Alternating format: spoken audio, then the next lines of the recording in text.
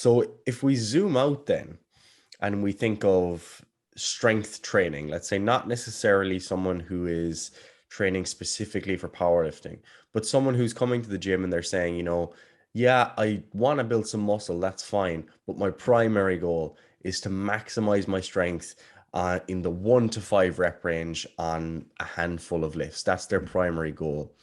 What are some of the key distinctions, do you think, between programming for that person and programming for, say, the person who comes in and they just say, oh, I want to get in shape.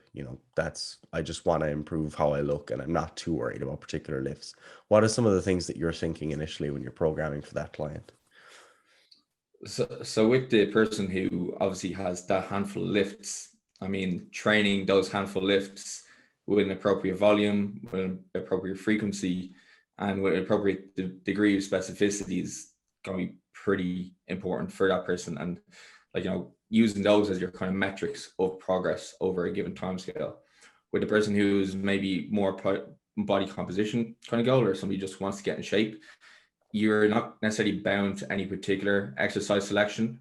And even with that, like when we talk about getting stronger and just gaining strength, it's almost different to powerlifting specific, because if you're looking to compete in powerlifting, as you mentioned at the start, you have to abide by a specific set of rules at which you're going to do for each exercise.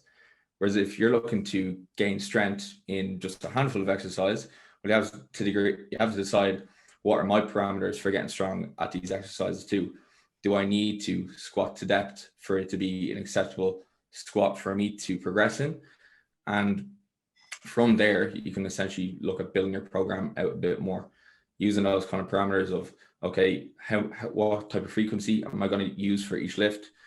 2 to 3 times per week could be a good place to start. If you're only doing it once per week, while you may be able to get in a sufficient volume in it one session, the quality of that volume might not necessarily be as good as if you split it over the week, as well as you might not necessarily be able to perform with the same degree of kind of coordination, or over the sets, your ability to perform that lift may degrade due to just kind of fatigue. Perfect. And for that individual who is, trying to develop that strength primarily in the 1 to 5 rep range, do you like to have clients do like regular singles at lower effort, or do you program in such a way that it's, let's say 6 to 8 this block, then 4 to 6, then 2 to 3 or whatever? How do you approach it from a general perspective with rep ranges on those particular lifts?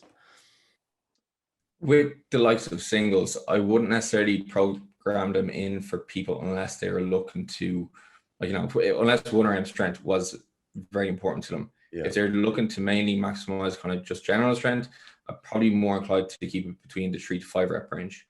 Okay, that's more so because you're going to be able to build a bit more volume through those rep ranges, as well as maybe focusing a little bit as well on the idea of increasing kind of hypertrophy potentially. And with that as well, I wouldn't necessarily have blocks of specifically just 6 to 8 or just 4 to 6. It would be varied across the week. So if you're doing squats for 2 times per week frequency, one of those days could be you train at 5 reps, and one day you could be training at 3 reps. And then over the train block, you'd be essentially looking to add a little bit of load there if you can. If you can stay in maybe the kind of intensity range that we're providing. So depending on the individual, could look at using different intensity gauges. So you could use a percentage-based program, or could use an RPE-based program. The kind of downsides with something like an a percentage-based program is it kind of requires somebody to maybe understand what their 1RM is. Yeah. They're going to have some kind of place to anchor that percentage from. And then also downside with maybe RPE-based training is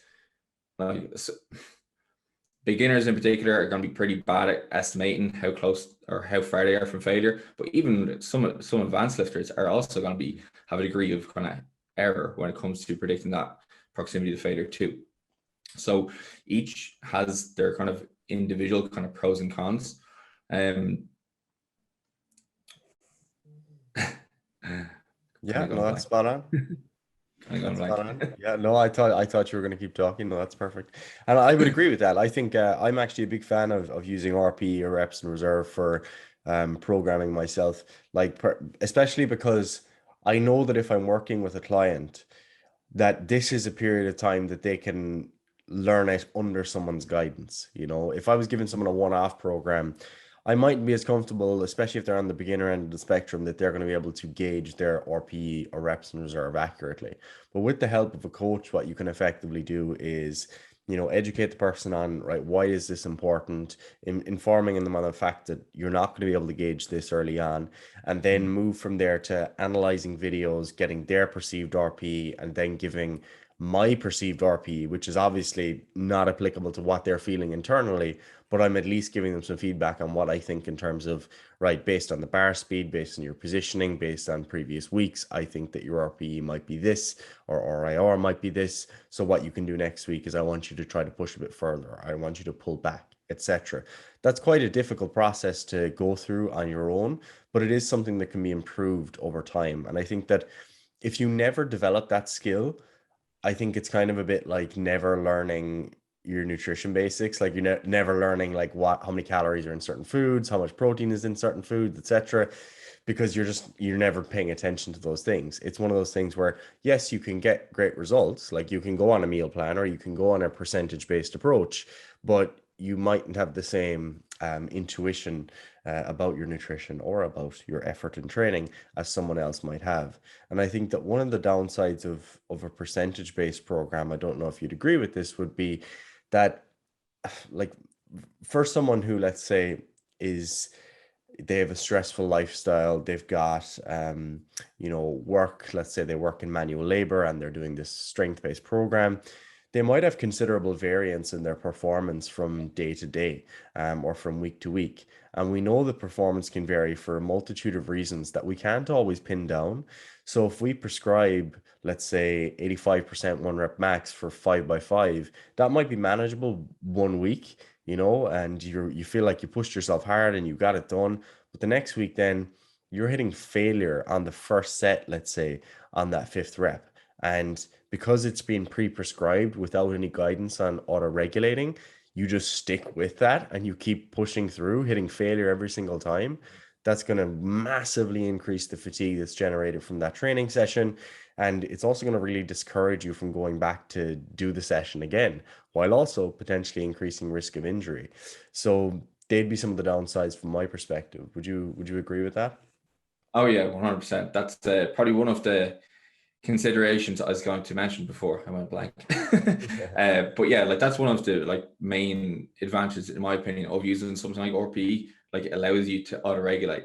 Like it's something that I would say to clients, like RPE8 does not necessarily mean that next week you add on 2.5 kilos. Yes. RPE8 means you work up to a weight that is in line with that kind of intensity gauge. It's around 2 reps from what would be a 1RM or a 10 out of 10 effort. Whereas it could be higher, it could be lower, or it could be the same weight that you used the previous week. And over time, should the adaptations be taking place, like the number will go up. And strength is one of those things that the more you train for it, the more you realize that you will be lifting a lot of the same weights, like over training blocks. Like the trend will be going up, but you don't necessarily have to be forcing overload every single week. That's not how strength will come. A lot of times, strength is going to be built from keeping the RP much lower than the 10 out of 10 maximum, even like 9 out of 10. Like Yeah. RP 9 would even be something you wouldn't necessarily be coming towards like regularly on a weekly basis, maybe in that kind of peaking phase. So keeping the intensity a little bit lower than one might initially think is probably going to be more favorable for building top level strength.